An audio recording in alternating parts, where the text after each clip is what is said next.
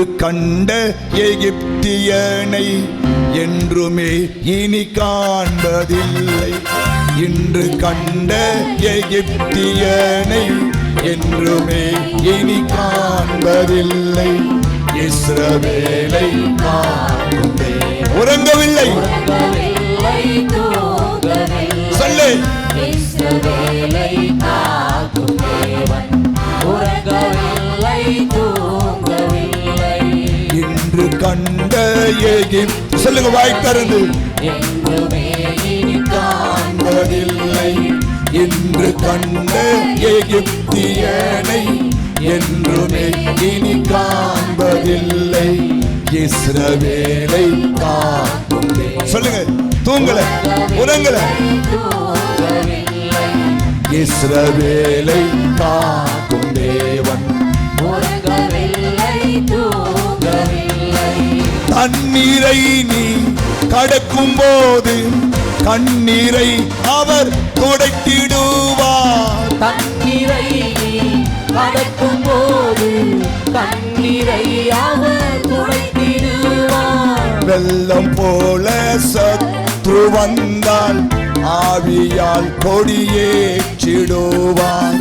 வெள்ளம் போல சத்ரு வந்தால் ஆவியால் கொடியேற்றிடுவார். இஸ்ரவேல் கை உயர்த்தி. இஸ்ரவேலை காக்கிற தெய்வம் உறங்கவில்லை, தூங்கவில்லை.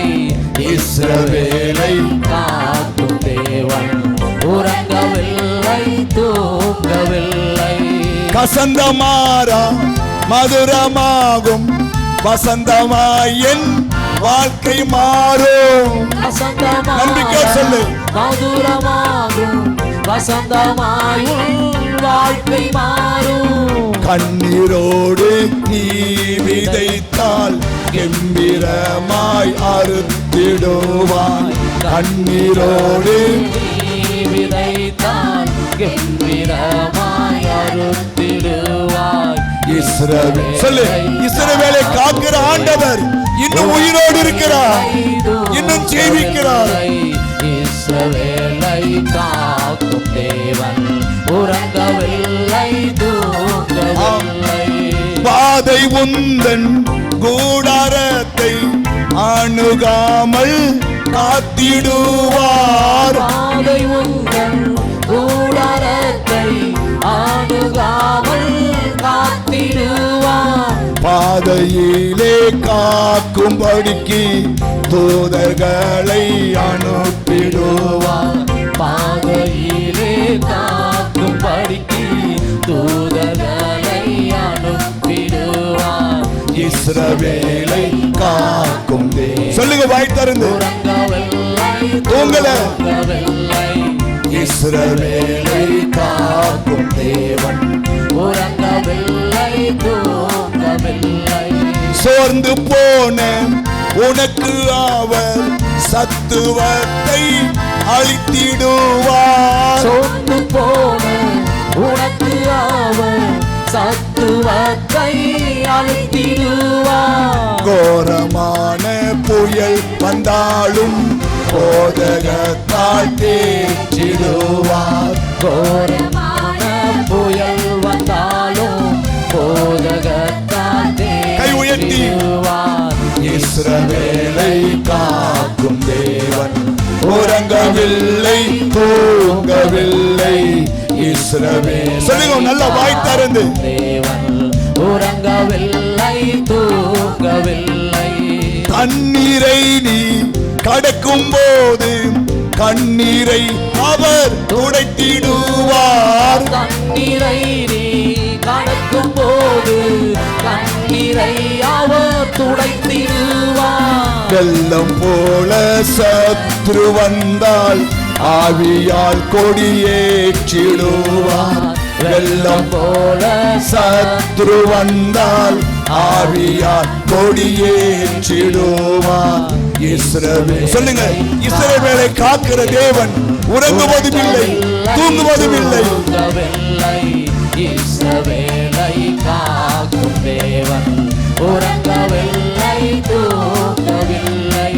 சோர்ந்து போன உனக்கு அவர் சத்துவத்தை அளித்திடுவார். சோர்ந்து போன உனக்கு அவர் சத்துவத்தை அளித்திடுவார். கோரமான புயல் வந்தாலும் போதகத்தால் தேற்றிடுவார்.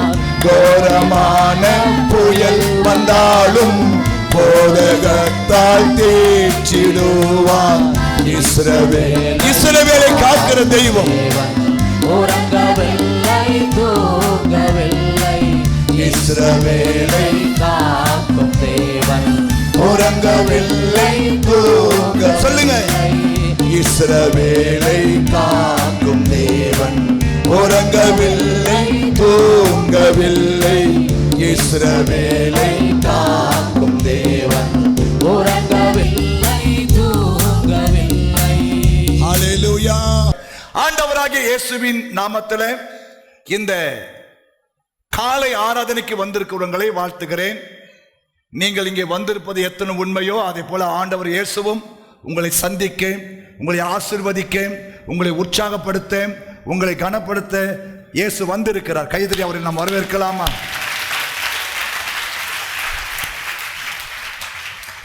வாசிக்கலாம் ஒரு வசனத்தை. வெளிப்படுத்தின விசேஷம் 19ஆம் அதிகாரம் 12வது வசனம். அவருடைய கண்கள் அக்கினி சுவாலையை போல் இருந்தன. அவருடைய சிரசின் மேல் அநேக கிரீடங்கள் இருந்தன.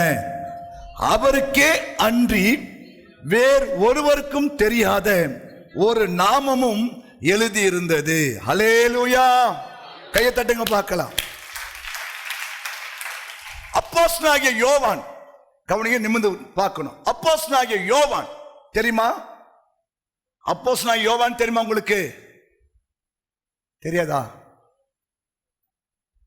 அப்போஸ்தலனாகிய யோவான் தெரியுமா தெரியாதா? இயேசுவின் மார்பிலே சாய்ந்த ஒரு சீஷன்.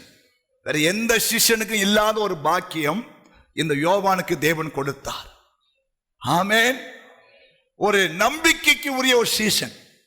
சீஷனா நம்பிக்கைக்கு உரிய ஆளா இருக்கணும்.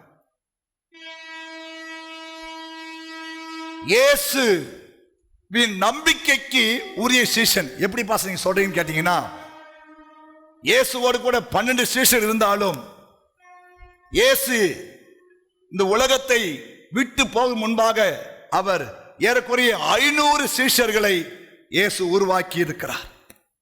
அதுல இந்த யோவானை மாத்திரம் நம்பி தன் தாயை ஒப்பு கொடுத்தார். கவனிங்க, இயேசுவுக்கு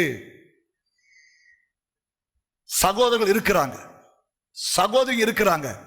அவங்க கையில இயேசு அவங்க அம்மாவை ஒப்பு கொடுக்கல. ஆமென். ஹல்லேலூயா. ஆமா, காரணம் இந்த சீஷன் அவருடைய நம்பிக்கைக்கு உரிய சீஷன். புரியுதா உங்களுக்கெல்லாம்? இயேசுவின் நம்பிக்கையை பெற்றுக்கொண்ட சீஷன்.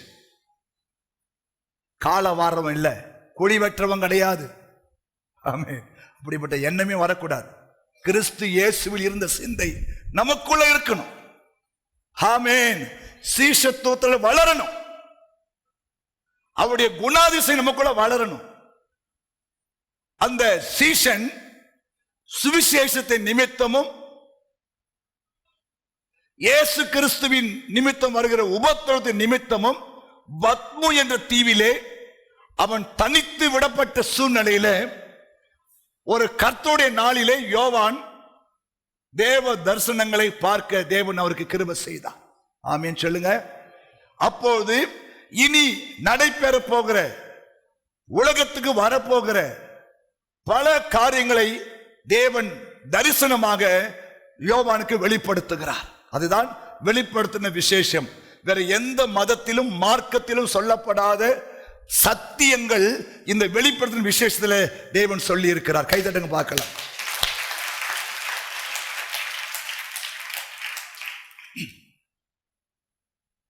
இந்த புஸ்தகம் எழுதி 2000 ஆண்டுகள் ஆகிறது.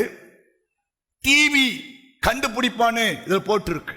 வெளிப்படுத்தின விசேஷத்துல கம்ப்யூட்டர் கண்டுபிடிப்பான்னு இதில் போட்டிருக்கு. ரோபா கண்டுபிடிப்பான் போட்டிருக்கு. ஆமென்.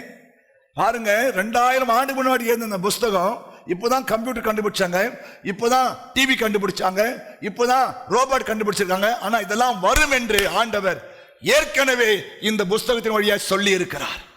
ஆமென். அதுல பல தரிசனங்களை அவர் காண்கிறார்.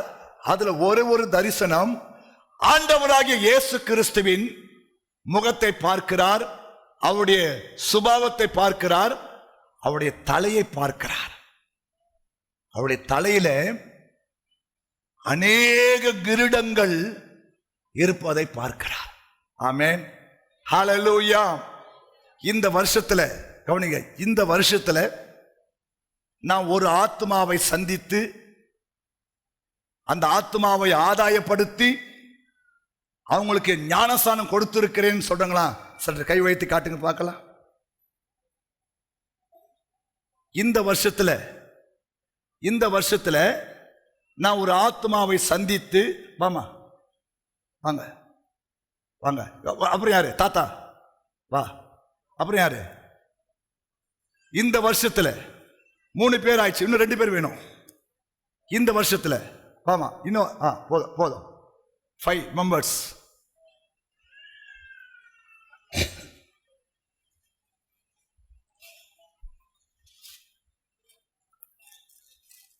இப்படிப்பட்ட கிரீடங்கள் தான் இயேசுவின் மேல இருந்துச்சா?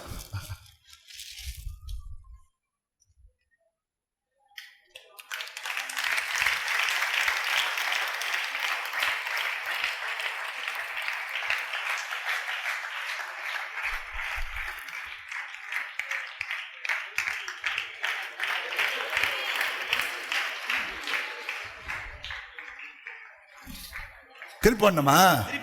ஓ,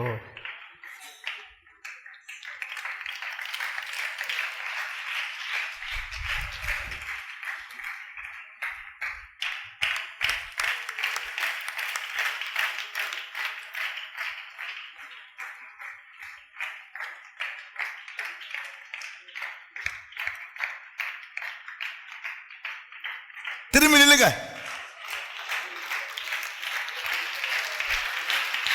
கையை தட்டுங்க.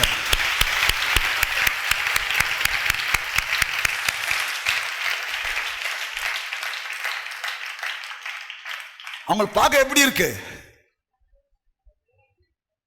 இப்படிதான் பரலோகத்துல நம்ம போகும்போது அவனவன் செஞ்ச கிரிக்கு தக்க பலனுக்கு ஏற்ற கிரீடங்களை ஆண்டு கொடுப்பாரா. சபை முடிவுக்கு நீங்க கைட்டக்கூடாது, அப்படியே உட்காருங்க. போய் சபை முடிவு கைட்டக்கூடாது, போகும்போது போட்டு போனோம். போங்க, உட்காருங்க, போங்க சீட்ல உட்காருங்க. இது எனக்கு கொடுத்துக்கிறாங்க.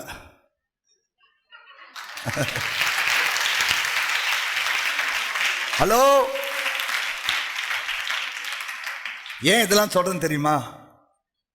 இயேசு கிறிஸ்துவின் சிரசுல அநேக கிரீடங்கள் இருந்துச்சா. ஆமென். அது யாருக்கு தெரியுமா? இப்படிப்பட்டு தேவனுக்காக இல்லையா செயல்படுகிற, தேவனுக்காக உழைக்கிற, தேவனுக்காக ஊழியம் செய்கிற இல்லையா, விசுவாச நிற்கிற, இச்சை அடக்கமாய் வாழ்ந்து கொண்டிருக்கிற இல்லையா அநேக பிள்ளைகள் இந்த உலகத்தில் ஜெயம் பெற்று அவர்கள் தேவனை சந்திக்கும் போது அவர்களுடைய கிரிக்கு தக்க பலனை கர்த்தர் கொடுக்க போகிறாராம். ஆமென் சொல்லுங்க. நாம் இன்னைக்கு இதுதான் தியானம் பண்ண போகிறோம். ஆண்டவராகிய இயேசு கிறிஸ்துவின் சிரசிலே அநேக கிரீடங்கள் இருப்பதை யோவான் தன்னுடைய தரிசனத்திலே பார்க்கிறார்.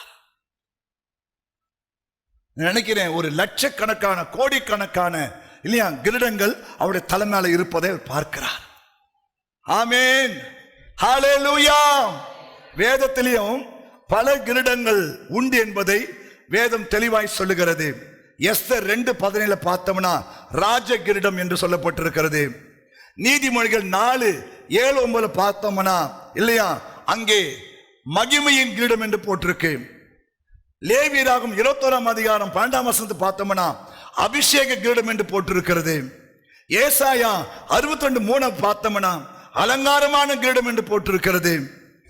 1 தெசலோனிக்கர் 3:19 பார்ப்போம்னா மகிழ்ச்சியின் கிரீடம் என்று போட்டிருக்கிறது. சங்கீதம் 21:3 பார்த்தோம்னா பொற்கிரீடம் என்று போட்டிருக்கு. 1 பேதுரு 5 அதிகாரம் 2 முதல் 4 வசனத்தை பார்த்தோம்னா மகிமையின் வாடாத கிடம் என்று போட்டிருக்கு. 1 கொரிந்தியர் 9:25 அழிவில்லாத கிடம் என்று போட்டிருக்கு. யாக்கோபு 1:12 ஜீவ கிரீடம் என்று போட்டிருக்கு. 2 தீமோத்தேயு 4:6 முதல் 8 நீதியின் கிரீடம் என்று போட்டிருக்கு. வெளிப்படுத்தின விசேஷம் 12:1 12 நட்சத்திரங்கள் உள்ள ஒரு கிரீடம் என்று போட்டிருக்கு. கைதட்டுங்க பார்க்கலாம். உலக பிரகாரமான மக்களே இப்படிப்பட்ட கிரீடங்களை பெற்றுக் கொள்வதற்கு தேவன் பாத்திரங்களாக மாற்றி இருக்கிறார். கவனிங்க, இந்த உலக பிரகாரமான மக்கள் வெற்றி கொள்ளும் போது, ஜெயம் கொள்ளும் போது இல்லையா, அவர்கள் திறமைகள் வெளிப்படும் போது உலகமும் அவர்கள் என்ன பண்ணுது? கிரீடங்களை அணிந்து அவர்களை வாழ்த்துகிறது. இல்லையா இல்லையா சமயம் பேப்பர் போடுவாங்க, உலக பேரழகி சொல்லி அவங்களை காட்டி அவங்க கிரீடத்தை சூட்டுவாங்க. ஆமென். ராஜாக்கள் ஆகும் போது கிரீடங்களை சூட்டுகிறார்கள். ஆளுகைக்கு தகுந்த பாத்திரமாய் மாறும்போது கிரீடங்களை சூட்டுகிறார்கள். இந்த கிரீடம் ஆளுகை குறிக்கிறது, அதிகாரத்தை குறிக்கிறது, இல்லையா, மேன்மையை குறிக்கிறது. ஆமென். மகிமையை குறிக்கிறது. ஆமென் சொல்லுங்க. ஹல்லேலூயா. ஆண்டவர் இந்த கடைசி நாட்களில் இல்லையா உங்களுக்கும் எனக்கும் மகிமையான கிரீடங்களை, ஆசீர்வாதமான கிரீடங்களை வைத்து அவளோடு காத்திருக்கிறார். ஹல்லேலூயா, ஹல்லேலூயா, ஆமென். ஸ்தோத்திரம். ஏன் தெரியுமா? ஆண்டவர் இந்த உலகத்தில் ஜெயம் கொள்ளுகிறவர்கள், தேவனுக்காய் வாழ்கிறவர்கள் இல்லையா, விசுவாசத்தில் நடக்கிறவர்கள், இப்படி இச்சை அடக்கமாக வாழ்ந்து தேவனுக்காய் பெரிய காரியம் செய்கிறவர்கள், ஆத்துமாக்களை ஆதாயம் பண்ற மக்களுக்கு தேவையான கிருபைகளை கொடுத்து அவர்கள் செய்கிற கிரிகள் தக்க பலனை நான் தான் சொல்லுவேன். இந்த உலகம் உன்னை கனம் பண்ணதோ, இந்த உலகம் உன்னை பார்க்குதோ பார்க்கலையோ அதை பத்தி கவலைப்படாத. இல்லையா, உங்க பாஸ்டர் உன்னை என்கரேஜ் பண்றாரோ அல்லது உன்னை அவர் எம்பவர் பண்றாரோ அதை பத்தி கவலைப்படாத. இல்லையா, உன்னை ஒருவர் பார்த்து கொண்டே இருக்கிறார். ஆமென். ஒரு உன்னை பார்த்து கொண்டிருக்கிறார்.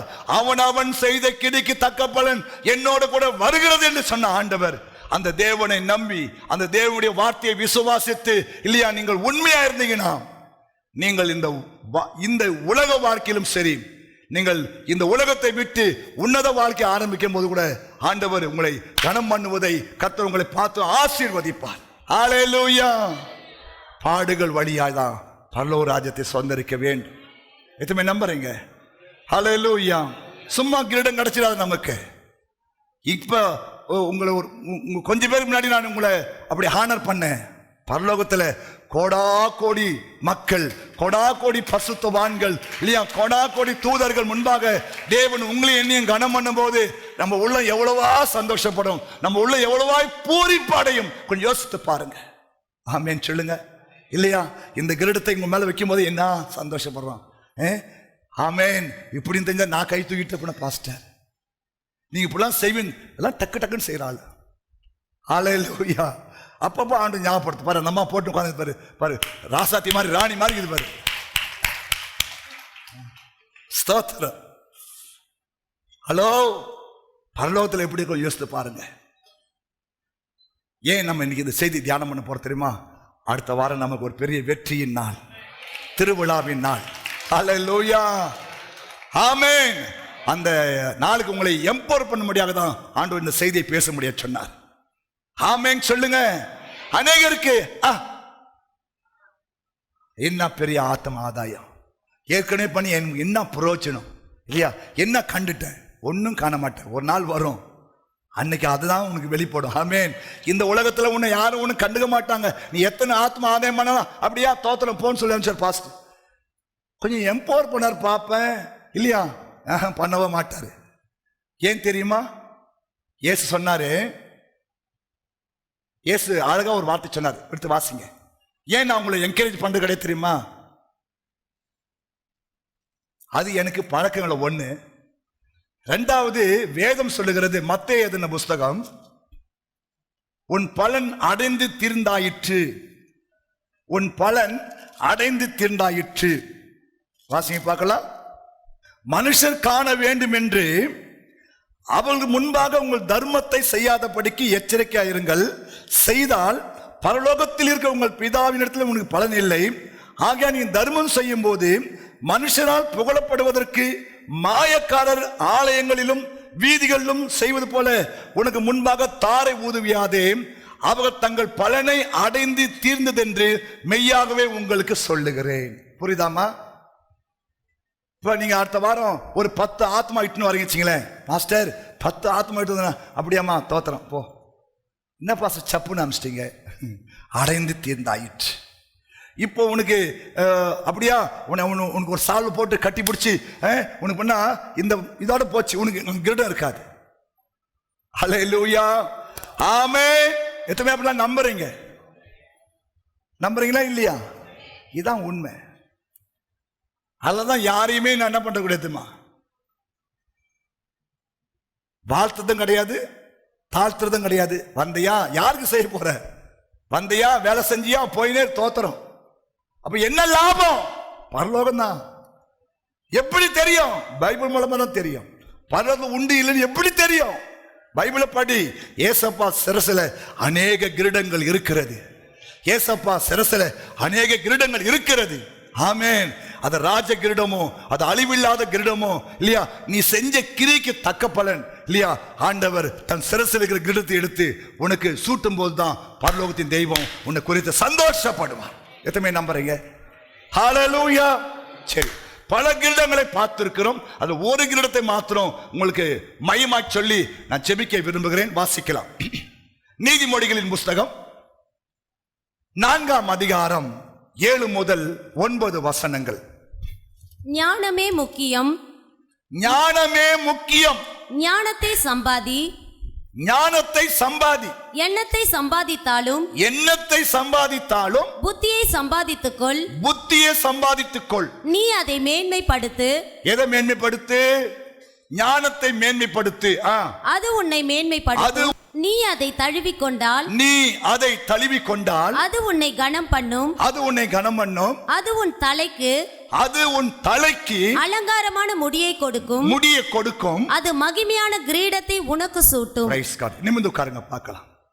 இங்கே ஞானி சாலமோன் ஞானத்துக்கு ஒரு விசேஷமான ஒரு மதிப்பை கொடுத்து அதை கொஞ்சம் மையப்படுத்தி பேசுகிறார்.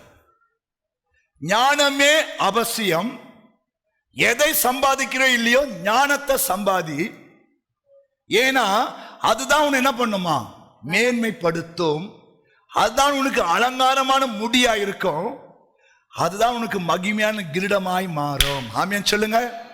நாம் இன்னைக்கு இந்த கிரீடத்தை மாத்திரம் பார்த்து நம்ம செயல்பட போகிறோம்.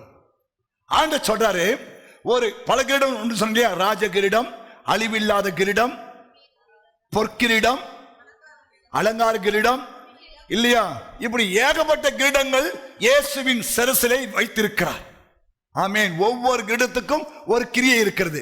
ஒவ்வொரு கிரீடத்துக்கும் இல்லையா ஒரு அர்ப்பணிப்பு இருக்கிறது. எல்லாருக்கும் எல்லா கிரீடமும் கிடையாது இல்லையா. ஒவ்வொரு கிரீடத்துக்கும் இல்லையா, பைபிள் இருக்கிற ஒவ்வொரு கிரீடத்துக்கும் ஒரு எதிர்பார்ப்பு இருக்கிறது. பவுல் சொல்றாரு, எனக்கு நீதியின் கிரீடம் எதுக்கு? அது நீதி கிரீடம் எதுக்கு? ஆத்ம ஆதாயம் பண்ணணும் கிடையாது இல்லையா. நல்ல போராட்டத்தை போராடி ஓட்டத்தை ஜெயமா முடிச்சு விசுவாசத்தை காத்து கொண்டு போறவனுக்கு நீதியின் கிரீடம். ஆமென். ஹல்லேலூயா. மந்தையை மேய்க்கிறவனுக்கு 1 பேதுரு 5ஆம் அதிகாரம் 2 சொல்லுகிறது. 1 பேதுரு 5:2 சொல்லுகிறது, உங்கள் இடத்தில் உள்ள தேவனுடைய மந்தையை நீங்கள் மேய்த்து, மந்தையை தேவனுடைய மந்தையை நீங்கள் மேய்த்து, கட்டாயமாய் அல்ல, கட்டாயமாய் மேய்க்கூடாது. ஓ அப்படி இல்ல, கட்டாயமாக அல்ல, மனப்பூர்வமாயும் அவலட்சணமான ஆதாயத்துக்காக அல்ல, உற்சாக மனதோடும் சுதந்திரத்தை இருமாப்பாய் ஆளக்கூடாது. மந்தைக்கு மாதிரிகளாகவும் கண்காணிப்பு செய்யுங்கள். அப்படி செய்கிறவங்களுக்கு பிரதான மேய்ப்பர் வெளிப்படும் போது மகிழ்ச்சியுள்ள வாடாத கிரீடம். கை தட்டுங்க பார்க்கலாம். அப்ப ஒவ்வொரு கிரியைக்கும் ஒரு கிரீடம். நம்ம இன்னைக்கு தியானம் பண்ண போற ஒரு கிரீடம் மகிமையின் கிரீடம். சொல்லுங்க, மகிமையின் கிரீடம். மகிமையின் கிரீடம். சரி, ஒரு கிரீடத்தை ஆண்டவங்க சொல்றாரு, மகிமையின் கிரீடம். சொல்லுங்க, மகிமையின் கிரீடம். அது யாருக்கு தெரியுமா? அது யாருக்கு தெரியுமா? நீதிமொழிகள் புஸ்தகம் 11ஆம் அதிகாரம் 30ஆம் வசனம் சொல்லுகிறது, ஜீவ விருட்சம் ஆத்துமாக்களை ஆதாயப்படுத்திக் கொள்ளுகிறவர்கள் ஞானம் உள்ளவர்கள். கை தட்டுங்க பார்க்கலாம். அப்ப இந்த மகிமை கிரீடம் யாருக்கு? கவனிங்கப்பா, மகிமை கிரீடம் யாருக்கு? சொல்லு சதா. யாருக்கு? யாருக்கு தான் எனக்கு என்ன பாஸ்டர், எனக்கு ஆட்டோ ஓட்ட தெரியும், அவ்வளவுதான், பினிஷ்ட். மகிமை கிரீடம் எனக்கு வேணாம், வாடாத கிரீடமும் எனக்கு வேணாம், ஒரு கிரீடமும் வேணாம். நோ, உன் தலை அங்க வெறுமையா இருக்கக்கூடாது. எல்லா தலையிலும் கிரீடம் இருக்கும்போது உன் தலை வெறுமையா இருந்துச்சுன்னா அதுவே நமக்கு பெரிய குற்ற உணர்வு உண்டாக்கிடும். ஆனா எப்பாடு பட்டாவது ஏதாவது ஒரு கிரீடமாக உன் தலைமையில இருக்கணும். அல்லேலூயா. அல்லது வெளிப்படுத்த விஷயம் சொல்ற மாதிரி 12 கிரீடம் இருந்தாலும் சந்தோஷம்தான். ஆமேன், ஆமேன். அட்லீஸ்ட் ஒரு கிரீடமாவது உன் தலைமையில இருந்தாதான் பரலோகத்தில் உன்னை பார்த்தா ஆசீர்வாதமா நிப்ப. ஆமேன். வெற்றிகரமா நிப்ப, ஜெயமா நிப்ப. இதெல்லாம் எல்லாரும் உன்னை திரும்பி திரும்பி பார்ப்பாங்க. என்னடா தலை வெறுமையா இருக்குது, திரும்பி திரும்பி பார்ப்பான். அதுல நீ அங்கேயே செத்துருவேன். ஆமேன். ஹலோ, பரலோகம் நடக்குது, நான் அப்படியே லைவா பேசி கொண்டிருக்கேன் உனக்கு. ஆமா, ஹல்லேலூயா. அப்போ ஒரு கிரீடம் உண்டு, அது மகிமையின் கிரீடம். சொல்லுங்க, மகிமையின் கிரீடம், மகிமையின் கிரீடம், மகிமையின் கிரீடம். அது யாருக்கு தெரியுமா? ஆத்துமாக்களை ஆதாயம் பண்ணுகிறவர்களுக்கு தேவன் மகிமையின் கிரீடத்தை வைத்திருக்கிறார். ஆமீன் சொல்லுங்க, ஆமீன் சொல்லுங்க. ஏன்னா யாரு ஞானவான் தெரியுமா? நல்ல பெரிய படிப்பு பட்சம் ஞானவான் சொல்லாம ஆண்டவர். நல்ல அழகான ஆளை பார்த்து இவன் ஞானவான் சொல்ல ஆண்டவர். கோட்டீஸ்வரனை பார்த்து ஞானவான் சொல்ல ஆண்டவர். யாரை பார்த்து ஆண்டவர் ஞானவான் சொல்றாரு? யாரை பார்த்து? ஆத்துமாக்களை ஆதாயம் பண்ணுகிறவர்கள் தான் ஞானவான்கள். ஆமேன். அவங்க தலைமையில தான் தெய்வம் மகிமையின் கிரீடத்தை சூட்டி ஆனரவல் பண்ணுவார். கைத்தட்டுங்க. அப்போ எவ்வளவு தூரம் நம்ம செயல்பட வேண்டியிருக்கு என்பதை நீங்கள் புரிந்து கொள்ள வேண்டும். ஹல்லேலூயா. சரி, 1 சாமுவேல் 9ஆம் அதிகாரம் 4 முதல் 10 வசனம் சொல்லுகிறது. கவனிங்க, படிக்க டைம் இல்லை. நம்ம எல்லாம் ஒரு நாள் இந்த உலக ஓட்டத்தை முடித்து தான் ஆக வேண்டும். எத்தனை நம்புறீங்க? எத்தனை நம்புறீங்க? ஒரு நாள், என்னைக்கோ ஒரு நாள் நாம் இந்த உலக வாழ்க்கையை முடிக்க வேண்டும். எத்தனை நம்புறீங்க? உனக்கு அந்த நம்பிக்கை இருக்கணும். ஏன்னா மனுஷனுடைய ஆயுசு நாட்கள் 70 வருஷம் தான். பலத்தின் மிகுதியால 80 வருஷம். அப்புறம் அப்புறம் அப்புறம் 2 நெடுக்கு, 7 குறுக்கு, 1 தடுக்கு, 1 டமுக்கு போட்டு அமுக்கு. ஆமா, எவ்வளவு பெரிய ஆளா இருந்தாலும் இல்லையா, ஆயுசு நாட்கள் 70, பலத்தின் மிகுதியால் 80 வருஷம். அப்புறம் வருத்தம், சஞ்சலம். என்னைக்கா, அதான் சொல்றேன், ரொம்ப ரொம்ப ஞானமா இருக்கணும், ஜாகிரதையா இருக்கணும். இல்லையா, தேவனுடைய வருகைக்கு நீங்க ஆயத்தப்பட வேண்டும். தேவனை சந்திக்க நீ ஆயத்தப்பட வேண்டும். சகோதரா, தேவனுடைய வருகையோ அல்லது மரணமோ என்னைக்கோ எப்பவும் தெரியாது. அன்னைக்கு தான் போய் ஃப்ரெண்டு கூட தண்ணி அடிச்சிருப்பேன், அன்னைக்கு ஏசு வந்துருப்பாரு, அல்லது அன்னைக்கு மரணம் ஏற்பட்டிருக்கும், நரகம். எங்க மூஞ்ச பார்த்தா தண்ணி அடிக்க மூஞ்சி மாதிரி பஸ் இல்ல, உங்களை சொல்லல. நீங்க ஞானவான்கள், நீங்கள் பரிசுத்தவான்கள். ஏமா, அன்னைக்குதான் தப்பு பண்ணிருப்பேன், அன்னைக்குதான் போட்டு ஊற்று விட்டு ஊற்றிட்டு இருப்பேன் இல்லையா, அன்னைக்குதான் ஜோமனம் தூங்கி இருப்பேன், அன்னைக்கு ஏசா வந்துருப்பாரு. தோத்திரம். 2 பேரும் பெட்ல படுத்திருப்பாங்களாம்.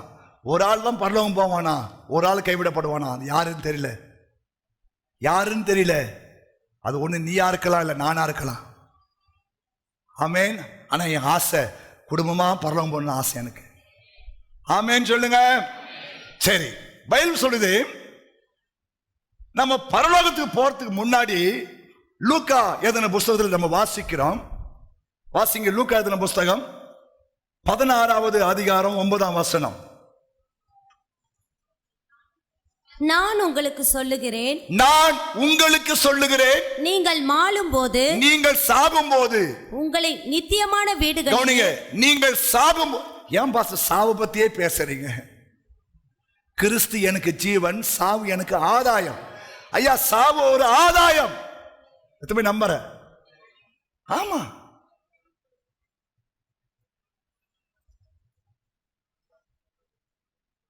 பவுல் சொல்றாரு, நானு தெய்வத்தோடு இருக்க எனக்கு ரொம்ப சந்தோஷம்.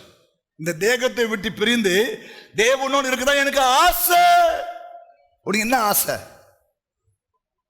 இந்த தேகத்தை விட்டு பிரிந்து ஏசப்பா கூட இருக்கதான் நமக்கு பெரிய ஆசை. அப்படிதான் தேவ பிள்ளைங்க ஆசைப்படணும். ஆமென், அல்லேலூயா சொல்றாரு. ஆசை என்னன்னா, நீங்கள் மாளும் போது உங்களை ஏற்றுக்கொள்வார் ஒருவர் இருக்க வேண்டும். இப்போ நான் வீட்டுக்கு வரேன்னு வச்சுங்களேன், நான் வீட்டுக்கு வரேன்னு வச்சுங்களேன், வாங்க பாஸ்டர், வாங்க வாங்க வாங்க வாங்க, கூப்பிடுவீங்களா? கூப்பிடுவீங்களா? கூப்பிடுவீங்களா? அதே போல நீங்கள் நித்திய வீட்டுக்கு போகும்போது உங்களை ஒரு ஆள் என்ன பண்ணோம், வாங்க சிஸ்டர், வாங்க பாஸ்டர், வாங்க பிரதர் இன்னும் சொல்றதுக்கு ஒரு ஆள் வேணும்னு போட்டு பைபிள். ஏமா கவனி, ஏன் நம்ம ஆத்துமாக்களை ஆதாயம் பண்ண தெரியுமா? முதலாவது இல்லையா, நம்ம மாளும் போது நம்மளை ஏற்றுக்கொள்வார் ஒருவர் உண்டாக வேண்டும். ஆமென் சொல்லுங்க. ஏற்றுக்கொள்வார் ஒருவர் உண்டாக வேண்டும். அதான் பைபிள் போட்டிருக்கு.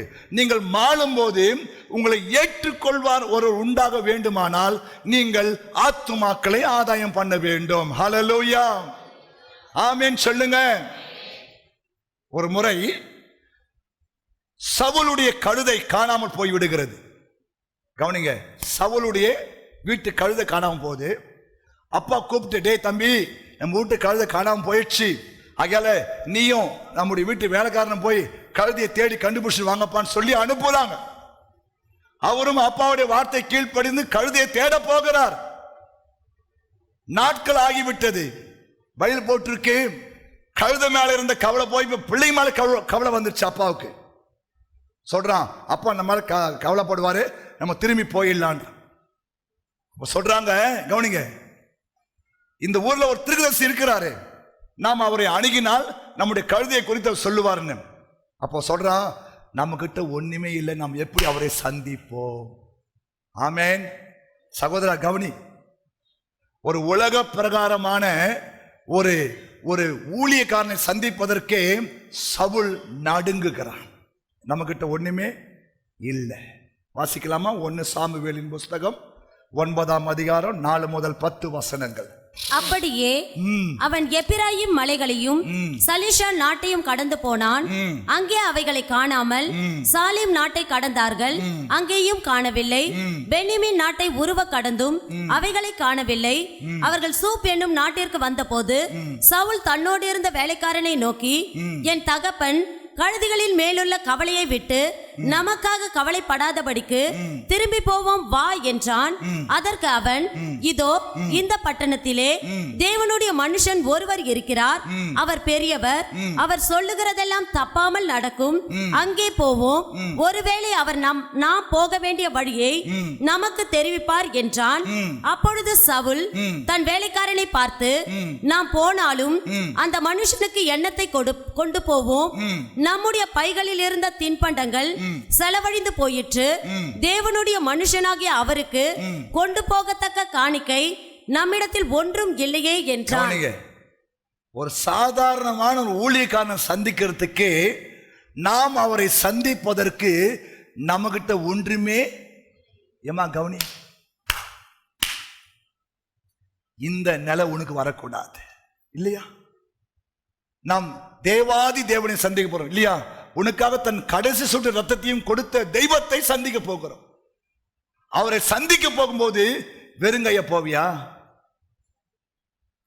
பக்தன் சொல்றான், வேறும் கையாய் பரலோகத்தில்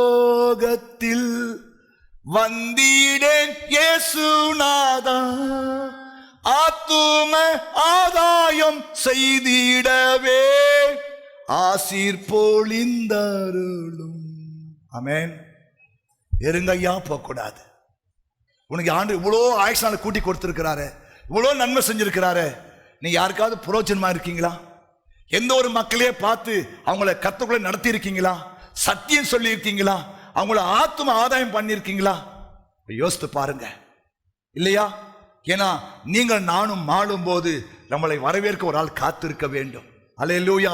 எப்படி வில்லியம் பூத் என்ற தேவ மனுஷனை வரவேற்பதற்காக ஏராளமான விசுவாசிகள் அங்கே காத்திருந்தார்கள். இயேசு காத்திருந்தார். ஆமென் சொல்லுங்க. ஆமாங்க, நம்மளை வரவேற்க தெய்வம் காத்திருப்பார். ஆமென், அல்லேலூயா. ஆமா, அவருக்காக நம்ம பாடுபடுகிறோம், அல்லையா? அவருக்காக கஷ்டப்படுகிறோம், அவருக்காக போய் ஆத்துமாக்களை ஆதாயம் பண்ணுகிறோம், அவருக்காக தேவ ஊழியம் செய்கிறோம். அப்போஸ்தலன் பவுல் சொல்றாரு, நீ உற்சாகமா இல்லாம செஞ்சா கூட நீ உக்கரான துணத்தை செஞ்சு ஆகணும். நான் சுவிசேஷத்தை அறிவிக்கவில்லை எனக்கு ஐயோன்னு போட்டிருக்கு பைபிள். ஆமென்.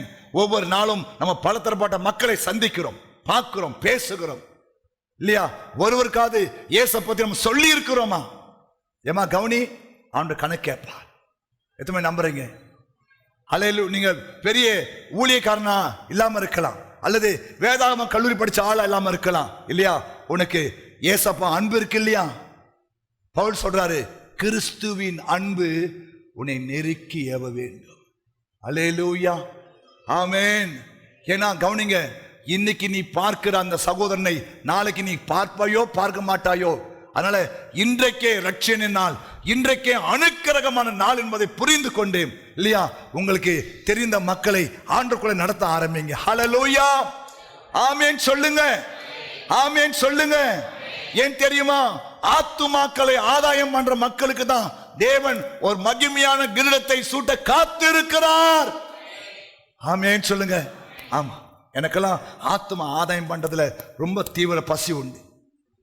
ஒவ்வொரு வாரமும் எங்க சபைக்கு ஆத்துமா வரணும் நீ ஜெபம் பண்ணினா கர்த்தர் கிரியை செய்வார். பைபிள் சொல்லுது, என்னை கேளும், நான் சாதிகளை உமக்கு சுதந்திரமாக கொடுப்பேன். ஆமென் சொல்லுங்க. ஒவ்வொரு விசுவாசிக்கு இருக்க வேண்டிய பாரம் தெரியுமா? ஆண்டவரே, ஐயா, ஆத்துமாக்கள் ரட்சிக்கப்பட வேண்டும், ஒருவரும் கெட்டு போய் விடக்கூடாது, எல்லாரும் நித்திய ஜீவனை அடையணும் சொல்லி நீங்கள் ஒவ்வொரு நாளும் செபிக்கணும். ஆத்தும சொல்றாரு, நான் ஒவ்வொரு நாளும் செபிப்பேன். ஆண்டவரே, அந்த மாசம் முடிவுக்குள்ள பாத்தீங்கன்னா 1000 ஆத்துமாக்கள் வருமா? அப்ப ஆண்டு சொன்னாரா, எப்பா மாசம் மாசம் 1000 ஆத்மா வரணும்னு கேட்கறியே, ஏன் வார வாரம் வரக்கூடாது? வார வாரம் 1000 ஆத்மா வரணும், ஏன் நீ ஜெபம் பண்ணக்கூடாதுன்னு கேட்டாரா? அப்படியா ஆண்டவரேன்னு சொல்லி, ஆண்டவரே எனக்கு வார வாரம் 1000 ஆத்மா வரணும்னு ஜெபம் பண்ணாரா? கர்த்தருக்கு ஸ்தோத்திரம். வார வாரம் 1000 ஆத்மா வர ஆரம்பிச்சார். கேளுங்கள் தரப்படும், கேட்கிறவனும் பெற்றுக்கொள்வான். சகோதரா சகோதரியே, நீ மாத்திரம் ஆலயத்து வருது அல்ல, இல்லையா? ஒவ்வொரு வாரமும், இல்லையா, நம்மை போல. ஏன்னா தெரியுமா, நீங்கள் நானும் இந்த இயேசுவை பார்க்காம போயிருந்தா என்னைக்கும் நம்ம கதை முடிஞ்சு போயிருக்கோம். எத்தனை நம்புறீங்க? நீங்க இந்த இயேசப்பா மாத்திரம் இல்லைன்னா இன்னைக்கு நீங்க வந்து உட்கார்ந்து இருக்கவே மாட்டீங்க. அப்ப இதே போல எத்தனை பேரு இந்த உலகத்தை வாழ்ந்து கொண்டிருக்காங்க தெரியுமா? ஆமென். அவங்களுக்கு தான் ஆண்டவர் வேண்டும். அல்லேலூயா. ஆமென். பவுல் சொல்றாரு, பிரசங்கம் பண்றவங்க இல்லைன்னா எப்படிப்பா கேட்பாங்க? 1 கொரிந்தியர் 9:16 சுவிசேஷத்தை நான் பிரசங்கித்து வந்தும் மேன்மை பாராட்ட எனக்கு இடமில்லை, அது என் மேல் விழுந்த கடமையா இருக்கிறது. சுவிசேஷம் நான் பிரசங்கியாதிருந்தால் எனக்கு ஐயோ, நான் உற்சாகமாய் செய்தால் எனக்கு பலன் உண்டு. கவனிங்க, இந்த வேலையை எப்படி செய்யணும்? எப்படி செய்யணும்? செஞ்சா பலன் உண்டு. உண்டா இல்லையா? உற்சாகம் இல்லாதவனாய் செய்தாலும் உக்கரான உத்தியோகம் எனக்கு ஒப்புவிக்கப்பட்டிருக்கிறதே. சரி, ஆதலால் எனக்கு பலன் என்ன? நான் சுவிசேஷத்தை பிரசங்கிக்கையில் அதை பற்றி எனக்கு உண்டாயிருக்கிற அதிகாரத்தை முற்றிலும் நான் செலவில்லாமல் ஸ்தாபிப்பதே எனக்கு பலன். ஹல்லேலூயா. சொல்றாரு, சுவிசேஷத்தை நம்ம பிரசங்கம் பண்ணணும், சொல்லணும். ஆமென். சொன்னாதான் அவங்க கேட்பாங்க. புரிஞ்சுச்சா? அப்போ கவனிங்க, யாருக்கு ஆண்டவர் மகிமையான கிரீடத்தை கொடுக்க போறாருன்னா ஆத்துமாக்களை ஆதாயம் பண்ண வேண்டும். 2வது, நீங்கள் மாளும் போது உங்களை ஏற்றுக்கொள்ள ஒரு ஆளு வேண்டும். கவனிங்க, நம்ம ஒன்றையும் கொண்டு போக போறது கிடையாது. எத்தனை நம்புறீங்க? அழிந்து போற பொருட்களினாலே ஆத்துமாவை ஆதாயம் பண்ணுங்க. ஆமென் சொல்லுங்க. கவனிங்க, நாம் ஒன்னும் கொண்டு போக முடியாது. எதுவுமே நம்புறீங்க? இதெல்லாம் அண்ணா கைவிட அறுத்து விட்டுருவாங்க. ஆமா, ஒரு சின்ன கடுகு கூட போட முடியாது. ஏன்னா வசனம், நிர்வாணமாய் வந்தோம் நிர்வாணமாய் போகிறோம். ஹல்லேலூயா. நிர்வாணமா தான் வந்தோம், நிர்வாணமா தான் போக போறோம். ஆமென். இதெல்லாம் மனசுல வச்சுக்க சபா சகோதரா. ஒன்னையும் கொண்டு போக முடியாது. ஏதோ அந்த உலகத்தை அனுபவிக்கலாமே தவிர ஒரு ஒன்று கொண்டு போக முடியாது. அழிந்து போற பொருட்களினாலே ஆத்துமாக்களை ஆதாயம் பண்ணுங்கள். உங்க வாழ்க்கையில ஒரு மகிமையான கிரீடத்தை நீங்கள் பெற வேண்டும். அதற்கு ஆண்டவர் சொல்ற ஒரு காரியம், நீங்கள் அழிந்து போற ஆத்துமாக்களை உங்களுடைய காணிக்கினால, உங்களுடைய பணத்தினால ஆதாயம் பண்ணுங்க. ஹல்லேலூயா. கவனிங்க, நான் இயேசுவை ருசி பார்த்ததுக்கு ஒரு காரணம் எங்க பாஸ்டம்மா. கவனிங்க, நான் இயேசுவை ஏற்றுக்கொண்ட சமயம் ரொம்ப கஷ்டமான சூழ்நிலை. அப்ப ஒவ்வொரு சாயங்காலத்திலையுமே எனக்கு ஒரு அருமையான ஒரு லீடர் ஒருத்தர் இருந்தார். அவர் எங்களை ஒவ்வொரு சண்டே ஈவினிங்கும் படாலம் இட்டும் அவர் அங்க தான் பாஸ்டர் பால் மோசஸ் பிரசங்கம் பண்ணுவார் ஆரம்ப நாட்களில். கவனிங்க, போன படாலம் இங்கிருந்து சைக்கிள வைக்க மெர்சி போவோம். அங்க பாஸ்டர் அவர்ல நின்று பாஸ்டர் சரி முதல் கருத்துமா சோறு வச்சு கொட்டுவாங்க. அதுக்குன்னே வாரம் ஓடும். அதுக்குன்னே வெக்கத்தை விட்டு சொல்றேங்க, எனக்கு ஒன்றும் இது கிடையாது. ஹல்லேலூயா. எனக்கு வெக்கமே கிடையாது. துண்ணது வெக்கப்படுறோம்னா சிலதான் நன்றி கிடையாது. நம்ம நன்றி இருக்கணும். உப்பு இட்டவரை உள்ள அளவு நினைக்கணும். அவர் செத்துட்டால் கூட நாங்கள் அந்த அம்மாவை இன்னும் மறக்கல. நேற்று ஃபோன் பண்ணாங்க, பாஸ்டர் டோன்ட் வரி, நாளைக்கு வாங்க பார்த்து பேசிக்கலாம். ஹல்லேலூயா. ஆமா, அவங்களை நினைக்கிறோம். ஏன்னா அந்த அம்மா அன்னைக்கு அந்த சோறு போடலன்னா நாங்கள் அந்த ஊருக்கு போயிட மாட்டோம், சத்தியத்தை கேட்டுக்க மாட்டோம், விசுவாசம் வந்திருக்காது இல்லையா, எனக்கு பின்மாற்றத்தில் போயிருப்போம். அந்த சோறை வச்சு கொட்டுவாங்க, சாம்பார் வச்சு ஊற்றுவாங்க, அது துருண்டு போய் பிரசனத்தை உட்காருவோம், நிம்மதியாக இருக்கும், தோத்துறோம். ஏன்னா செவிக்கு ஒன்றும் இல்லாத போது இது வயிற்றுக்கு ஈடுபடும் சொன்னார் இல்லையா? புரிஞ்சுட்டா? இப்படி ஏதாவது செஞ்சு ஆத்ம ஆதாயம் பண்ணுங்க. சோறு போடு. ஆண்டு சொன்னாரு, உன் சொந்தக்காரனுக்கே உனக்கு தெரிஞ்சவனுக்கே சோறு போடாத, தெரியாத ஆளுக்கு சோறு போடு. ஆண்டு சொன்னாரு இல்லையா? நீ தர்மம் பண்ணும் போது, நீ செயல்படும் போது, நீ சோறு போடும் போது இல்லையா, உன் ஃப்ரெண்டை கூப்பிட்டு சோறு போடாத, அது ரோட்ல போறான் பத்தியா, அவனுக்கு கூப்பிட்டு சோறு போடு. அதான் பரலோகத்துக்கு எட்டும். திரும்ப பலன் வராத மக்களுக்கு செய்யுங்க, அது பரலோகம் கணக்கு கொடுக்கும். ஆமென். சொல்லலாம், புரியுதா? சொல்றது புரியுதா? அழிந்து போற பொருட்களினாலே ஆத்துமாக்களை சம்பாதிங்கள். கொலேசியர் 3ஆம் அதிகாரம் 1வது வசனம்.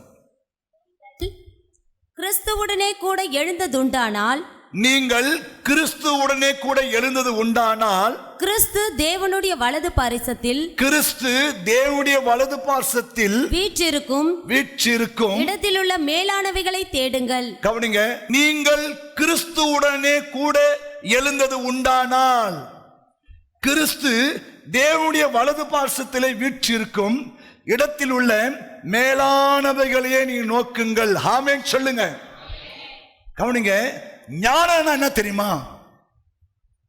மேலானதை நோக்குவது. என்ன கவனிங்க, கொரிந்தியர் 1 கொரிந்தியர் 5 வாசிக்கிறோம். 1 கொரிந்தியர் 15ஆம் அதிகாரம் எடுங்க பார்க்கலாம். 1 கொரிந்தியர் 15ஆம் அதிகாரம், 1 கொரிந்தியர் 15ஆம் அதிகாரம் 19ஆம் வசனம். இம்மைக்காக மாத்திரம் நாம் கிறிஸ்துவின் மேல் நம்பிக்கை உள்ளவர்களாய் இருந்தால் எல்லா மனுஷரை பார்க்கிலும் பரிதபிக்கப்பட்டவர்களாய் இருப்போம். புரியுதா? கவனிங்க, ஞானம் என்ன தெரியுமா? மேலானவைகளை நோக்குவது. சகோதரா கவனி, சகோதரி கவனி, ஞானம் என்ன தெரியுமா? கிறிஸ்து இயேசு இருக்கிற இடத்தில் உள்ள மேலானவைகளை நோக்குங்கள். நான் சொல்றேன் உங்களுக்கு, நீங்க அநேகர் மேலானது நோக்கிறதே கிடையாது. ஒருவேளை போஜனத்துக்காக வாழ்வது சொல்றாரு, இம்மைக்காக வாழாத, இம்மைக்காக வாழாத. ஹலோ கவனிங்க, இம்மைக்காக சொல்றாரு பாருங்க, இம்மைக்காக மாத்திரம் நாம் கிறிஸ்துவின் மேல் நம்பிக்கையா இருக்கக்கூடாது. அல்லேலூயா, ஆமென். என்ன சொல்றாரு, கிறிஸ்து இயேசு இருக்கிற அந்த மேலானதை நம்ம நோக்கி பார்க்கணும். இதை சொல்லி நான் முடிக்க போறேன். நம்ம சற்று எழுந்து நிற்க போறோம். ஏன் நாம் மேலானதை நோக்கணும்னா, லூக்கா எழுதின புஸ்தகம் 16வது அதிகாரத்தை சற்று எடுத்து வைத்துக் கொண்டீங்கன்னா நான் சொல்லி முடிக்காது ஏதுவா இருக்கும். உங்களுக்கு ஒரு மகிமையான கிரீடத்தை கர்த்தர் தர வேண்டுமானால் நீங்கள் கிறிஸ்து இயேசுவில் உள்ள மேலானவைகளை நோக்கும் போதுதான் கர்த்தர் அதை செய்ய முடியும். நான் வாசிக்கிறேன் 20ஆம் வசனம் அல்லது 19ஆம் வசனம். ஐஸ்வர்யமுள்ள ஒரு மனுஷன் இருந்தான். பைபிள் பார்க்கறீங்களா? லூக்கா எழுதின புஸ்தகம் 16ஆம் அதிகாரம் 19ஆம் வசனம் கவனிங்க. ஐஸ்வர்யமுள்ள ஒரு மனுஷன் இருந்தான். உங்க பைபிள் இருக்கா? உங்க பைபிள் இருக்கா? சரி. அவன் ரத்தாம்பரமும் விலையேற பெற்ற வஸ்திரமும் தரித்து அனுதினமும் சம்பரமாய் வாழ்ந்து கொண்டிருந்தான். இப்ப இது என்ன வாழ்க்கைன்னு யோசிக்கிறீங்க? அப்ப சம்பரமா வாழக்கூடாதா பாஸ்டர்? நல்ல ட்ரெஸ் போடக்கூடாதா பாஸ்டர்? தப்பேன்னு சொல்ல, தப்புன்னு சொல்ல. ஆனா கிறிஸ்து இயேசுவில் உள்ள மேலான அந்த நோக்கத்தோடு வாழ்ந்து கொண்டிருக்கணும். ஆமென். நம்ம இந்த உலகத்தில் வாழ்ந்து கொண்டிருந்தாலும் நம்முடைய ஆவி, ஆத்மா, சரீரம் எல்லாமே தெய்வத்தோடு தொடர்பு கொண்டே இருக்க வேண்டும். எத்தனை நம்புறீங்க? ஹல்லேலூயா. கவனிக்கணும், கவனிங்க. ஏன் நான் இதை சொல்றேன் தெரியுமா? இந்த ஐஸ்வர்யவான் ரட்சிக்கப்பட்டவரா ரட்சிக்கப்படாதவரா, மனம் திரும்பினவரா மனம் திரும்பாதவரா என்பதை குறித்து அநேக பட்டிமன்றங்களை கேள்விப்பட்டிருந்தாலும் நான் சொல்றேன், இவருக்கு ஆபிரகாமை தெரியும், இவருக்கு ஈசாக்கை தெரியும், இவருக்கு முற்பிதாக்களை தெரியும். ஆமென் சொல்லுங்க. சொல்லுவாங்க, எனக்கு எல்லாம் தெரியும் சார். எல்லாம் தெரியும், நீ பரலோகம் போக மாட்ட. ஆமென். உனக்கு எல்லாம் தெரிஞ்சா நீ பரலோகம் போக மாட்ட. கவனிக்கணும். ஏன் ஆத்ம ஆதாயம் அவசியம் தெரியுமா? இங்க பாருங்கள், இந்த ஐஸ்வர்யவான் மனுஷன் இருந்தான். அவன் ரத்தாம்பரமும் விலையேற பெற்ற வஸ்திரமும் தரித்து அனுதினமும் சம்பரமாய் வாழ்ந்து கொண்டிருந்தான். அல்லேலூயா. சகோதரா கவனி, சம்பரமாய் வாட தப்பில்லை, நல்ல வஸ்திரம் கொடுத்து தப்பில்லை, நல்ல சாப்பாடு சாப்பிட தப்பில்லை. ஆனா கவனிங்க, கவனிங்க, நம்முடைய எண்ணமெல்லாம் அந்த மேலானதை நாம் சிந்திக்க வேண்டும். ஆமென் சொல்லுங்க. வேதம் சொல்லுது, முதலாவது நீ தேவ ராஜ்யத்தையும் நீதியும் தேடணும், அப்பதான் மத்த எல்லாம் உனக்கு கூட கொடுக்கப்படும். ஹல்லேலூயா. கர்த்தரை முன்பாக வைக்க வேண்டும். ஏன்னா நம்முடைய ஐஸ்வர்யமும் நம்முடைய எல்லாமே ஒரே நாள்ல தேவன் சுருட்டி எடுக்க முடியும். கடந்த போன வருஷம் வந்த வெள்ளத்துல சென்னையில ஒரு பெரிய கோட்டீஸ்வரனே இல்லையா, லுங்கி கட்டின்னு போட்ல வந்து போட்டோ எடுத்து போட்டுருந்தான். ஆமென். புரிஞ்சுட்டா? கோட்டீஸ்வரன். வெள்ளம் வந்துட்டா ஒரு பணம் ஒன்றும் தப்பி வைக்காது. வெள்ளம் வந்துட்டா ஒரு ஆள் ஒன்றும் தப்பி வைக்காது. ஒரு கஷ்டம் வந்துட்டா ஒரு ஆள் ஒன்றும் தப்பி வைக்க முடியாது. தேவன் மாத்திரம் தான் உனக்கு உதவி செய்ய முடியும். இவன் பாருங்க, ஐஸ்வர்யமுள்ள ஒரு மனுஷன் இருந்தான். அவன் ரத்தாம்பரமும் விலையேற பெற்ற வஸ்திரமும் தரித்து அனுதினமும் சம்பரமாய் வாழ்ந்து கொண்டிருந்தான். அவன் வீட்டு அருகே லாசர் என்னும் பெயர் கொண்ட ஒரு தரித்திரனும் இருந்தான். அவன் பருக்கள் நிறைந்தவனாய் அந்த ஐஸ்வர்யவானுடைய வாசல் அருகே கிடந்து அவனுடைய மேஜில் இருந்து விழும் துணிக்கைகளாலே தன் பசியை ஆற்ற ஆசையா இருந்தான். நாய்கள் வந்து அவன் பருக்களை நக்கிற்று. தரித்திரன் மரித்தான், ஐஸ்வர்யவானும் மரித்தான். தரித்திரன் மரித்தான், ஐஸ்வர்யவானும் மரித்து அடக்கம் பண்ணப்பட்டான் பாதாளத்திலே. கவனி தம்பி, சகோதரா கவனி, பாதாளத்திலே அவன் வேதனைப்படுகிறான். கவனிங்க, ஏன் நம்ம ஆத்தும ஆதாயம் மண்ணுன்னு தெரியுமா? பாதாளத்துக்கு ஒரு ஆளும் போகக்கூடாது. சார் வில்லியம்ஸ் ஒரு பாட்டு, நரகத்தை காலியாக்குவோம் பரலோகத்தை. நம்முடைய ஒவ்வொரு ஆசனை தெரியுமா? நரகம் காலி ஆகணும், நரகம் காலி ஆகணும். என் கண்ணுக்கு தெரிஞ்ச ஒரு ஆள் நரகத்துக்கு போகக்கூடாது இல்லையா? நான் பார்க்க ஒரு ஆள் நரகம் போகக்கூடாது, நான் அறிய ஒரு ஆள் நரகம் போகக்கூடாது.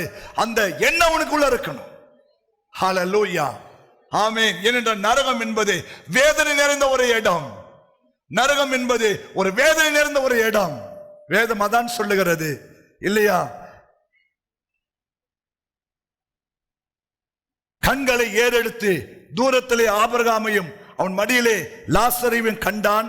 அப்போது அவன் தகப்பனாகிய ஆபிரகாமே, நீர் எனக்கு இறங்கி லாசரு தன் விரலின் நுனியை தண்ணீரிலே தோய்த்து என் நாவை குளிர பண்ணும்படி அவனை அனுப்ப வேண்டும்.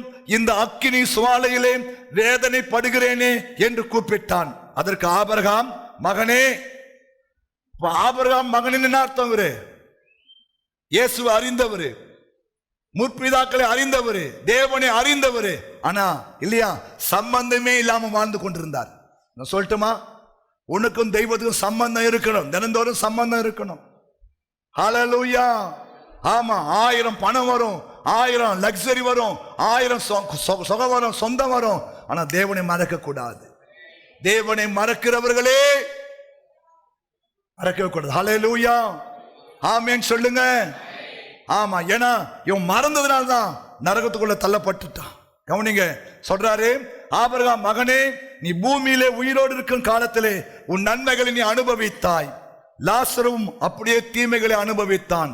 அதை நினைத்துக்கொள், இப்போ அவன் தேற்றப்படுகிறான், நீயோ வேதனைப்படுகிறாய். அதுவும் இல்லாமல் இவ்விடத்திலிருந்து உங்களிடத்துக்கு கடந்து போகவும் அவ்விடத்திலிருந்து எங்களிடத்துக்கு கடந்து வரவும் மனது உள்ளவர்களுக்கு கூடாதபடிக்கு எங்களுக்கும் உங்களுக்கும் நடுவே பெரும் பிளப்பு உண்டாக்கப்பட்டிருக்கிறது என்றான். அப்போதான் அவருக்கு ஆத்ம பாரமே வருகிறது. எப்போ வந்து ஆத்ம பாரம் எப்போ வருது? அண்ணன் தம்பி கொடுத்து எப்போ பாரம் வந்துச்சு? அக்கா தங்கச்சி கொடுத்து எப்போ பாரம் வந்துச்சு? மாமா மச்சான் கொடுத்து எப்போ பாரம் வந்துச்சு? நரகத்துக்கு போன பிறகு. நரகத்துக்கு போய் பாரம் வந்து பிரயோஜனம் இல்லை. பாருங்க, சொல்றாரு, அப்பொழுது அவன், அப்படியானால் தகப்பனே, எனக்கு 5 சகோதரர்கள் உண்டு. சொல்லுங்க, எத்தனை சகோதரர் இருக்கிறாங்க உங்களுக்கு? அவனுக்கு உங்களுக்கு ஒரே சகோதரனா? தோத்திரம் 3. எத்தனை சகோதரன்? அண்ணன் தம்பி அக்கா தங்கச்சி 7 பேரா? ஏமா, எனக்கு 5 சகோதரர் உண்டு. அவங்களும் என்ன போலதான் இருக்கிறாங்க. அவங்க இங்க வரக்கூடாது, இங்க வரக்கூடாது. பரவாயில்ல, நரகத்து போயா அவங்க பாரம் வந்துச்சு. நரகத்து போயா பாரம் வந்து பாருங்க. ஏன்னா அது அவ்வளவு மோசமான ஒரு இடம். அது அவ்வளவு மோசமான ஒரு இடம். சகோதரனே சகோதரியே, உன் குடும்பம் யாரும் ரட்சிக்கப்படாம நரகம் போயிடக்கூடாது. அதுதான் இந்த மாதிரி சொந்தங்களை சொந்தமாக்கும். ஏன் இப்படி பிளான் பண்ணி ஏன் செய்யணும் தெரியுமா? பாஸ்ட் ஏதோ டைம் பாஸ் பண்ணதுக்காகவோ அல்லது ஏதோ வேற மாதிரி இல்லை. ஒரு ஆத்மா நரகம் போகக்கூடாது, ஒரு ஆத்மா நரகம் போகக்கூடாது, ஒரு ஆத்மா அக்கினி ஜுவால்ல கஷ்டப்படக்கூடாது. ஹல்லேலூயா. எத்தனை பேர் அதை நம்புறீங்க? எத்தனை பேர் அந்த பாரம் உண்டு? போங்க பாஸ்டர், நான் சொன்னா கேட்க மாட்டான், விடாத. பவுல் சொல்றாரு, கிறிஸ்து உருவாகும் அளவும் கற்ப வேதனைப்படு. கிறிஸ்து உருவாகும் அளவும் கற்ப வேதனைப்படு. ஹல்லேலூயா. கிறிஸ்து உருவாகும் அளவும் கற்ப வேதனைப்படு. கவனிங்க, ஜார்ஜ் முல்லன் ஒரு தேவ மனுஷன் இருந்தாரு. ஒரு நண்பன் ரட்சிக்கப்பட வேண்டும் சொல்லி பல வருஷங்களாக அவனுக்காக ஜெபம் பண்ணி கொண்டே இருந்தாரா. அவரும் இறந்து விட்டார். அவர் இறந்த செய்தியை கேட்டு உலகம் எங்கிலும் இருந்த பரிசுத்தவான்கள்லாம் அந்த அடக்காரனை வந்தாங்களாம். இவனும் வந்தானா. அங்கே மக்களை பார்த்தோன்னே அவனுக்கு இவ்வளோ மக்களா என் நண்பனுடைய அடக்காரன் வந்திருக்கிறாங்களேன்னு சொல்லி அதை பார்த்தே அவனுக்குள்ள இயேசுவின் அன்பு வெளிப்பட ஆரம்பிச்சிருச்சான். எல்லாரும் அடக்கம் பண்ணிட்டு போயிட்டாங்க. அந்த கலர்ல உட்கார்ந்து தேம்பி தேம்பி அழுதானா. ஹல்லேலூயா. அவன்தான் அந்த ஜார்ஜ் முல்லர் ஜெபித்த அந்த தேவ மனுஷன். நான் சொல்லட்டுமா, எங்க ஐயா அடிக்கடி சொல்லுவார், ஜெபிக்கிற நீ சாகலாம், உன் ஜெபம் சாகாது. ஜெபிக்கிற நீ செத்து போகலாம், உன் ஜெபம் சாகாது. நீ ஒரு ஆளுக்காக, ஒரு குடும்பத்துக்காக, ஒரு விசுவாசிக்காக, ஒரு மனுஷன் ரட்சிப்படுறதுக்காக நீ உண்மையா செஞ்சினா கர்த்தர் உன்னை ஒரு நாளும் வெட்கப்படுத்த மாட்டார். அந்த பாரம் இருக்கணும், அந்த பாரம் இருக்கணும். ஹல்லேலூயா, ஆமென். அந்த மனுஷன் ரட்சிக்கப்பட்டானா, மனம் திரும்பினா, இயேசு ஏற்றுக்கொண்டு அந்த ஜார்ஜ் முல்லர் சென்ற வழியில் சென்று தேவனுக்காய் பணி செய்தான். ஹல்லேலூயா. சகோதரனே, சகோதரிகளே, ஏதோ டைமை பாஸ் பண்றதுக்காக இதை சொல்லலை. நம்ம மேல விழுந்த கடமை, அது நம்ம மேல விழுந்த பாரம். ஹல்லேலூயா. சொந்தங்கள் ஒரு நாளும் நரகம் போகக்கூடாது. கர்த்தர் நம்முடைய கணக்கு கேட்பார். வெயில் போட்டிருக்கு, துன்மார்க்கன் தன் துன்மார்க்கத்திலே சாகும்போது நீதிமான் அவனை எச்சரிக்கவில்லை என்றால் அவன் தன் துன்மார்க்கத்திலே செத்து விடுவான். கர்த்தர் அவனுடைய ரத்தப்படியை உன் மேலதான் கேட்பாரா. ஆமென். அதனால இன்னொருத்தருடைய ரத்தப்படி நம்ம மேல வரக்கூடாது. சொல்லுங்க, எங்களோட நல்லா பழகினார் சார், நல்லா டீ வாங்கி கொடுப்பார் சார், நாங்கள் எல்லாம் ஒன்னாதான் இருப்போம், ஒரு நாளும் இயேசுவையும் சொல்லலன்னு அவங்க சொல்லக்கூடாது. சமயம் வாய்த்தாலும் சரி, சமயம் வாய்க்காமல் போனாலும் சரி, தேவனுடைய வார்த்தையை சொல்லிவிடு. என்னை பொறுத்த வரைக்கும் எனக்கு எப்பெல்லாம் சமயம் கிடையாது சொல்லுவேன், நான் இயேசுவை ஏற்றுக்கொண்டிருக்கிறேன், இயேசுதான் வழி, இயேசுதான் ரட்சகர். அடி விழுந்தாலும் பரவாயில்ல இல்லையா. ஒவ்வொரு முறையும் என் சாட்சி சொல்லும் போதெல்லாம் பயந்து பயந்து தான் சொல்லுவேன். அடி விழுந்தாலும் பரவாயில்ல இல்லையா. இருப்பது ஒரு வாழ்க்கை, போவது ஒரு முறை தானே. ஆமென். அகல எனக்கு சமயம் வாய்த்தாலும் சரி, சமயம் வாய்க்காமலும் சரி இல்லையா, என் சாட்சியை எப்படியாவது நுழைச்சி விட்டுருவேன். பெருமைக்காக அல்ல, எப்படியாவது ஒரு ஆத்மா ரட்சிக்கப்படாத. அப்போ ஆண்டவர் இப்படிப்பட்ட மக்களையும் ரட்சிக்க முடியும் என்பதை அவன் புரிந்து கொள்ள மாட்டானா? சமயம் வாய்த்தாலும் சமயம் வாய்க்காமல் போனாலும் சுவிசேஷத்தை சொல்லிடு. ஏசப்பா அன்பு நமக்கு உன்னை நேசிச்சார் இல்லையா, அந்த அன்பு உன்னை நெருக்கி ஏவட்டும். ஆமென். ஹல்லேலூயா. மேலானது நோக்குங்க. உன் சொந்தம் ஒன்று நரகம் போயிடக்கூடாது, உன் சொந்தக்காரங்க நரகம் போயிடக்கூடாது. இன்னைக்கே ட்ரை பண்ணுங்க, முயற்சி பண்ணுங்க. இல்லை நான் அவங்கள்ட்ட பேசுறது கிடையாது பாஸ்டர், 10 வருஷம் ஆச்சு பேசி, இன்னைக்கு போய் பார்த்து பேசிடு. என்ன சொர்ணக்கட்டுன்னு சொல்லுவாங்களே, பரவாயில்ல, ஏசுனாரு எச்சு முடிஞ்ச அதோட உன் காரியம். ஆமேன்னு சொல்லுங்க. உன் ஃப்ரெண்டோட போய் பேசு. எனக்கும் ஃப்ரெண்டுங்க ரொம்ப நாள் சண்டை பாஸ்டர், இன்னைக்கு பேசிடு.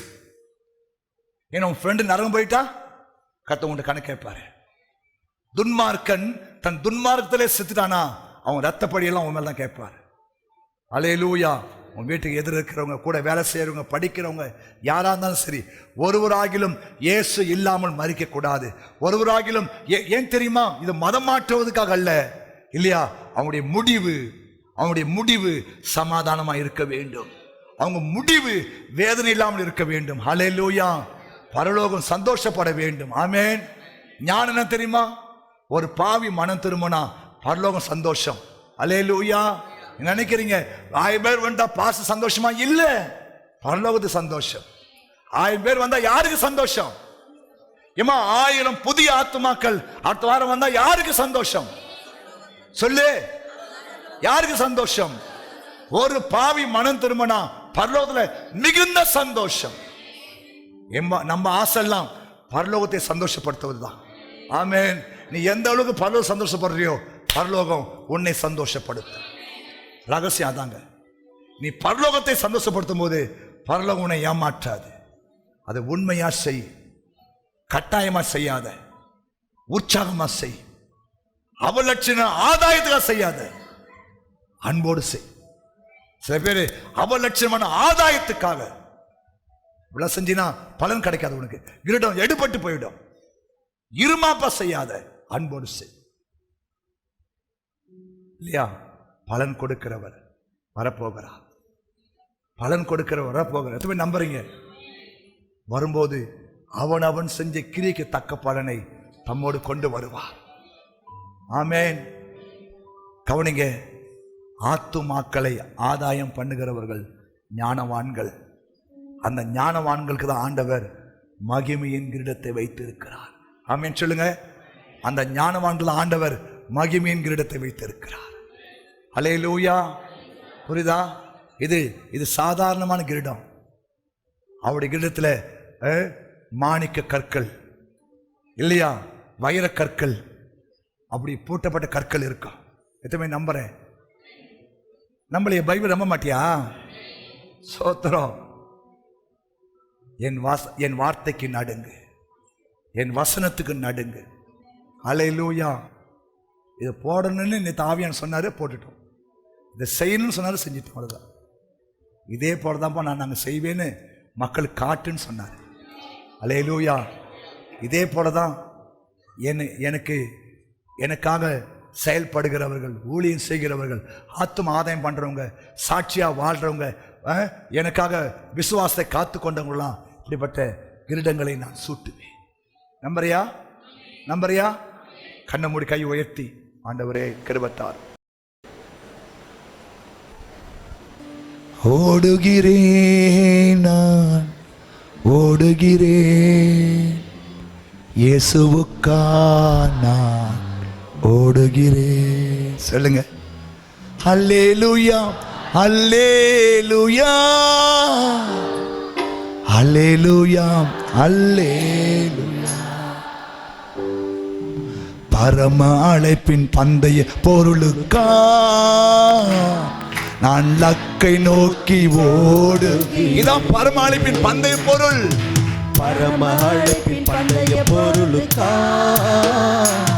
நான் லக்கை நோக்கி ஓடுகிறேன். சொல்லு. ஓடுகிறேன், நான் ஓடுகிறேன், என் இயேசுவுக்காய் நான் ஓடுகிறேன். பரம அழைப்பின் பந்தய பொருளை விட்டுடாதே.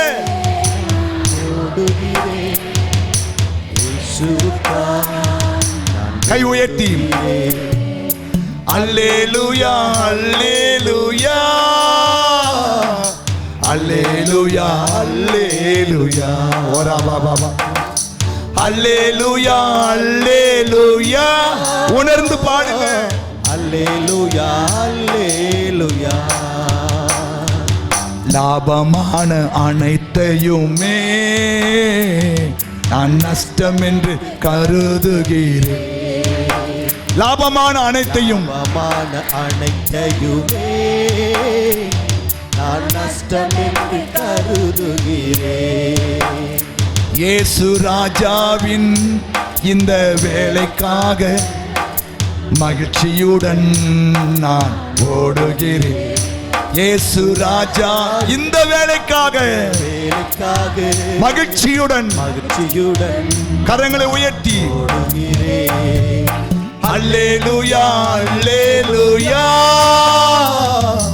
அல்லேலூயா, அல்லேலூயா. ஆமா, கரங்களை உயர்த்தி அல்லேலூயா, அல்லேலூயா,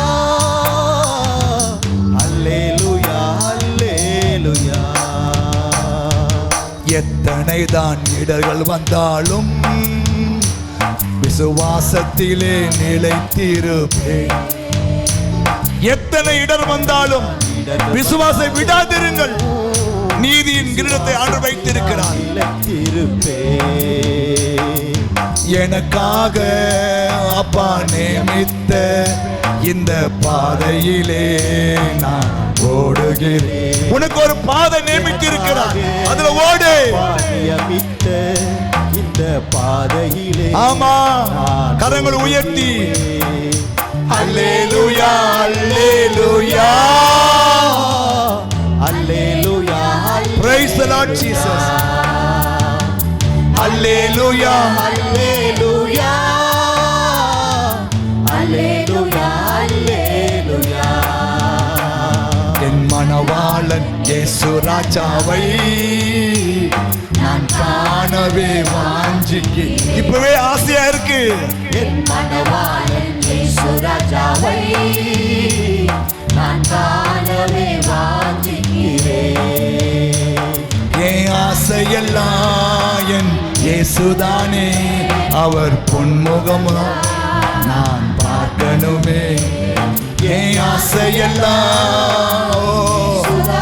ஆண்டவரே, ஓ கிருபை தாங்கப்பா.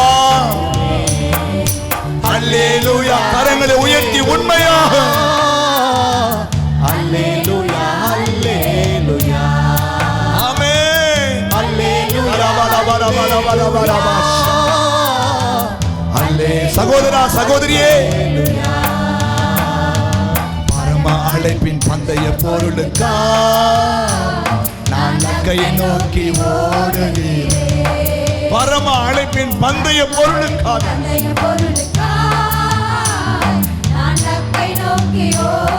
சொல்லு, ஓடுகிறேன். No back, no back. பின்பாக்க மாட்டேன், பின்மாற்றம் அடைய மாட்டேன். தேவனுக்காய் ஓடுவேன், முன்னோக்கி ஓடுவேன், முன்னேறி செல்வேன், செயல்படுவேன். தீர்மானம் எடுங்க, சொல்லுங்க.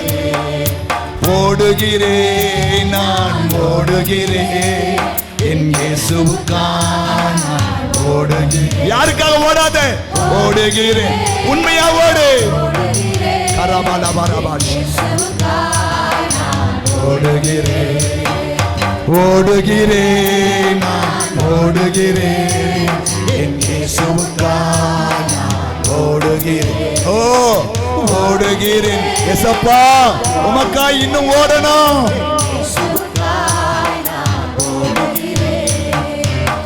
அல்லேலூயா. என் ஆத்துமாவே கர்த்தரை ஸ்தோத்திரி, என் முழு உள்ளமே என் ஆத்துமாவே அவர் செய்த நம்முடைய பிதாவாகிய தேவனுடைய அன்பு, கர்த்தராகிய இயேசு கிறிஸ்துவின் கிருபையும், பரிசுத்த ஆவியானுடைய அந்யோன்ய ஐக்கியமும் இப்போதும் எப்போதும் சதா காலமும் கர்த்தருடைய வருகை மட்டுமே நம்மை காத்துக்கொள்வாராக. ஆமென். ஹல்லேலூயா, ஹல்லேலூயா.